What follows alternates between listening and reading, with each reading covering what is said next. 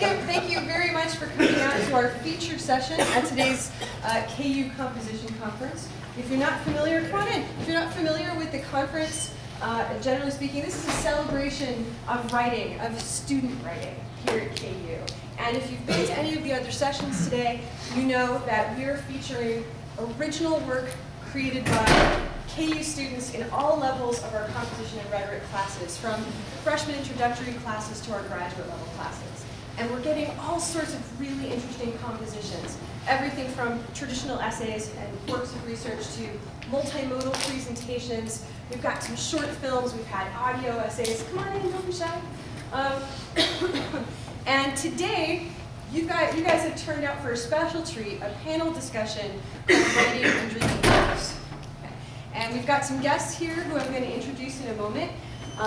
Today we're going to be talking about the challenges of teaching writing. Since this is a celebration of writing, we should also acknowledge that it is challenging times. The challenges of teaching writing in an age of big budget cuts. If you watch the news at all, you know this is a problem in Pennsylvania and in other states as well. And in an age of high stakes testing. I bet everyone in this room had to take something like the PSSA at some points. Yeah, you've had to fill in a form with a #2 pencil at some points. Right? So we'll be talking about the challenges that face us as writing teachers and you as writing students. Let me acknowledge, since I know that many of you in this room are students, if you have to go to catch a class, please don't be shy about it. I know some of you are going to be looking at your watches like, I got to go to math class. So if you need to leave, please don't worry about it. Just as long as you're quiet and you know, leave without calling attention to yourself, that's just fine. Don't worry about it at all. If you're here, by the way, and you want your professor to meet you here, don't forget to sign in before you leave as well. There's a guest book over there in the corner. Okay? We invite you to ask questions, to make comments at any point during our discussion. Okay? Because what we're talking about affects you. We're talking about how you as students are learning to write, the kind of writing you're asked to produce in high school and college. And some of you I know are going to be future teachers. So this is going to affect your future career. Okay, so we want to hear your voices in our discussion as well. So I'd like to begin by introducing our panelists for today.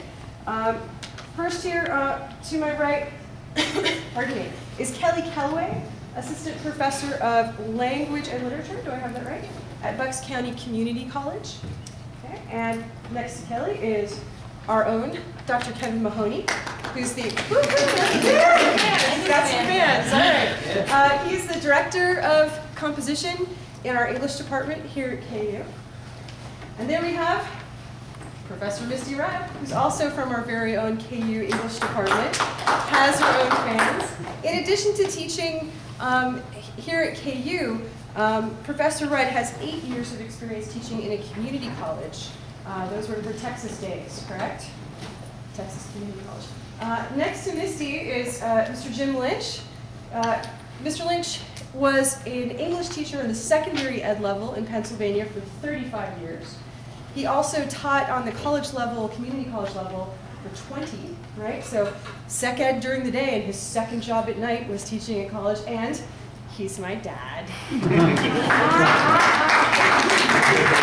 yeah, be nice to my dad, people, I'm just saying. Okay. And last but not least is Professor Pokorny-Golden, Carissa.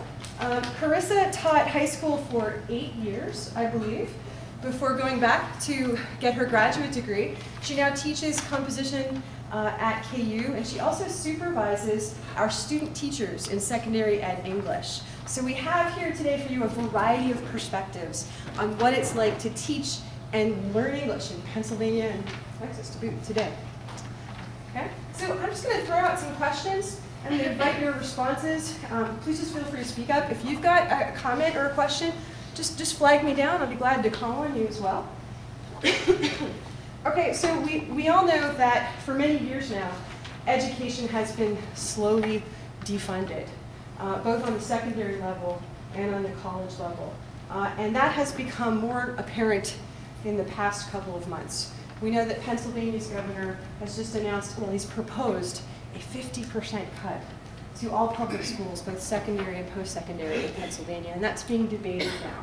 And so my first question for our panel is, how do you think this defunding of education is going to eventually have an impact on your actual classroom? I mean, we hear a lot about how it's going to affect institutions. How is it going to affect your classroom? Any thoughts on that initially? I'm not shy. I'll say two things. One, and one of the most direct ways I think that what happens when you face budget cuts is obviously you have to make up the money somewhere, especially if we don't get this money back. And one of the ways that they make up the money is by increasing class size. Right? Now, in my field, composition and rhetoric, to study in theory, teaching writing, best practices, right, of nationwide, right, based upon our professional organization, say 20 students per class, right, for first year composition, right. Kutztown is already 25% over that, right. It's a 25 student cap. For those of you who've been in my classes and stuff, I mean, you know, I do a lot of workshop-based classes that kind of bores people to death sometimes because you have to read every single day, you have to bring new writing every single day. But you also know that, or for those folks who don't know, is that in a one class, one period of time, every student gets a chance, for the most part, or most days, every student gets a chance to read their work and what they bring in. If our numbers go from 25 to 30, that task now becomes impossible. All right, so it changes just a very basic kind of pedagogical choice that I've made as a faculty member, which represents the training that I've got at some, I think some pretty good institutions for what that means and how I go about the actual teaching of writing. 5 students in one class might not seem like that much if you think about the one class, but you're talking about an additional 20 students over the course of each faculty member, right? Which is less time for grading, less time for responding, less time for office hours, right? It puts a further strain on what happens already. So that's the first part. The second part I will just say is that it also affects what we can do programmatically. We put a lot of efforts in our department and in our program and composition to begin hiring folks in the field, right? So in other words, that we thought that Kutztown University students should be taught in their first year writing class by folks with training in that field. So we try to increase the numbers of that. And we've been encouraged to grow. Yet now we're at this kind of standstill point where we don't know if that's going to be able to continue. And we're just announced on Monday that the state system is expecting to cut more faculty members this year. So our concerns there too as well is that we're not even going to be able to offer the same kind of level of teaching for folks that are specialists trained in the field to do that. So that's 2 major things. Yeah, Carissa, please. At least in terms of secondary ed, I know talking with my student teachers, it's really tough to say where education is going as far as job outlook.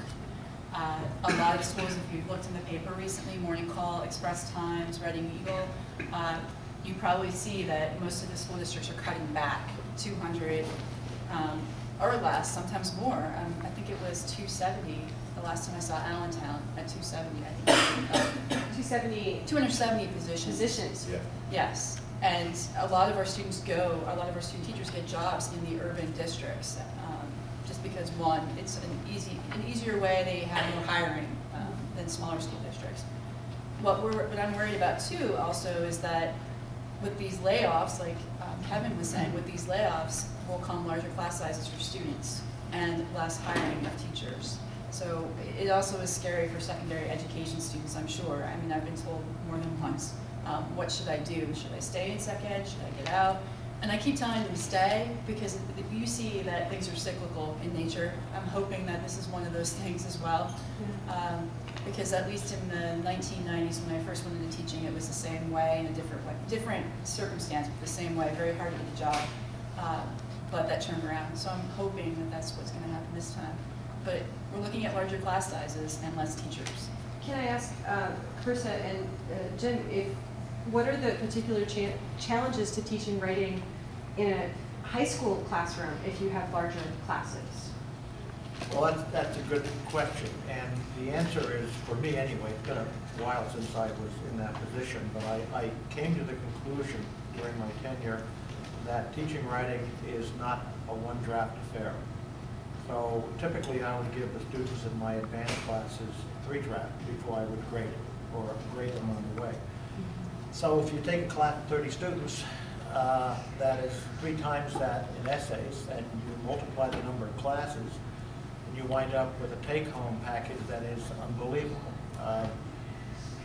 The people who want to cut back don't realize that English is a different animal than history or art or any other class where you can check off a true and false answer and get a test done in minimal time. But when you're trying to get inside the head of a student who has a different style from the student next to him and try and make that grow, it is terribly time consuming. And to cut back on personnel means you load up on class size, which means you make the take-home work practically unbearable if you're going to do it right. And the only answer is you give less essays, shorter essays, you wind up teaching paragraphs instead of full-fledged essays, and you have trouble shaving in the morning. Well, something to remember the next time you ask your teacher, did you grade our essays yet? The day after they got the thing, right? Remember that stack.